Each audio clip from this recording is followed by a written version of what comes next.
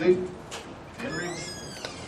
Good morning, ladies and gentlemen. Today I wanted to talk about the red light cameras being placed around St. Charles Cemetery as well as Pinewood Cemetery. In discussing the red light camera program with many residents, I understand that a lot of residents are getting red light camera tickets while in funeral processions. And I think that those cameras should be removed from the cemetery locations or the routes leading to the cemeteries, because when people are mourning the death of a loved one and then they're slowly getting over that loss, to get a red light camera ticket in the mail and then try and figure out the location and why they would have been in that location, it brings them right back to where they were in mourning the loss of a loved one.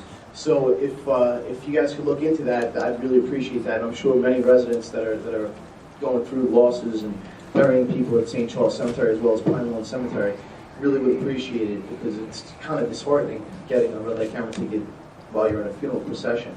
Also, I understand that even if it's a police escorted funeral, you still get the ticket.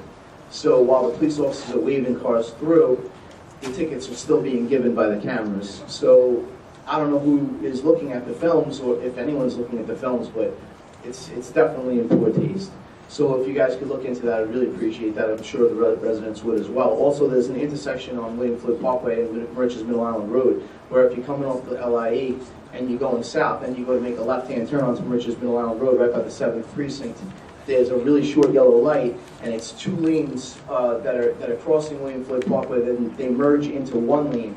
There's only 3 seconds given on that yellow turning arrow, and it's a very, very dangerous driving environment. So if you can look into that intersection, it would be greatly appreciated. I'm sure it's going to save somebody's life one day. Thank you very much. Okay, Adrian Esposito, and then Robert Enrig.